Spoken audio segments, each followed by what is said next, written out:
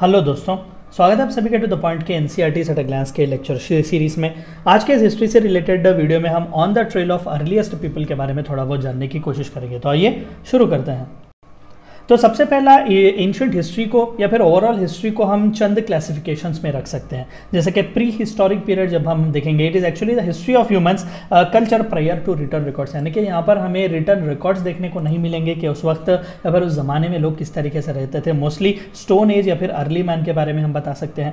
दूसरा, proto history is a period where cultures और civilization has not yet developed writing but other cultures have already noted its existence in their own writing, यानी कि हमें directly return records तो नहीं मिलते लेकिन किसी दूसरी सभ्यता के लोगों ने इनके बारे में लिखा हुआ है। और तीसरा जो है वो हिस्टोरिकल पीरियड है, जिसका पीरियड या फिर it is actually period whose information is available in written records, पूरी तरीके से हमारे पास उनके रिटर्न रिकॉर्ड्स हैं। तो these are actually 3 important classifications of entire history और खासकर ancient history. And similarly further stone age को हम अलग अलग फेजेस में डिवाइड कर सकते हैं। 3 फेजेस में सबसे पहला आता है पेलियोलिथिक, दूसरा आता है मीसोलिथिक और तीसरा आता है नियोलिथिक। अब यहाँ पर हमने क्लासिफिकेशंस किस तरीके से किए, मोस्टली क्योंकि हमारे पास तो रिटर्न रिकॉर्ड्स नहीं थे, तो मोस्टली जो टूल्स वो इस्तेमाल करते थे, जो वेपन्स वो इस्तेमाल करते थे, उनमें जिस तरीके से डेवलपमेंट्स हमें देखने को मिले थे, ऑन दैट बेसिस हमने ये क्लासिफिकेशंस किए हुए हैं। And similarly, early humans were nomads or people who moved from one place to another in search of food. They usually were about 20 to 30 people in the clan. Settled life वहाँ पर नहीं थी, agriculture के बारे में भी उन्हें पता नहीं था, तो बस नोमैड्स की तरह जीते थे, यानी कि एक जगह से दूसरी जगह माइग्रेट होते थे, जानवरों को हंट करके वो जीते थे।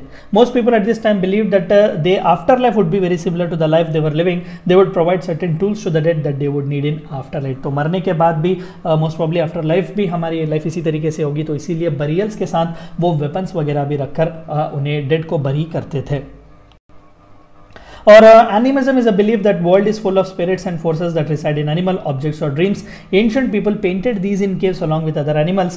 The transition from nomadic life to settled farming is called Neolithic revolution. When humans began to raise and control plants and animals for their benefit, this is called plant and animal domestication. तो पहले जो stone age था या फिर जो पहले palaeolithic as था, वहाँ पर एग्रीकल्चर नहीं था, एनिमल्स को हंट करते थे, क्रूड उनके वेपन्स हुआ करते थे। तो मीसोलिथिक एज में आए, तो जैसा मीसोलिथिक एज में आए तो थोड़ा बहुत वेपन्स को उन लोगों ने डेवलप करना शुरू किया। एनिमल को रियर करना उन्होंने शुरू किया कि हर बार हमें मारने की जरूरत नहीं है, अगर कैटल रियरिंग की तरह हम एनिमल्स को भी रियर कर सकें तो वो भी कॉपुलेट करेंगे, वो भी डबल हो जाएंगे, वहाँ पर भी हम अपनी भूख मिटा सकते हैं। और तीसरा, नियोलिथिक एज में भी थोड़े बहुत एडवांस्ड उनके पास वेपन्स आ गए थे और आहिस्ता से एग्रीकल्चर को वो एक्सेप्ट करने की भी कोशिश कर रहे थे। अभी रिलीजन फुल फ्लेज्ड आया नहीं था, बस इतना मानते थे कि हर चीज़ जो है वो सीक्रेट होती है।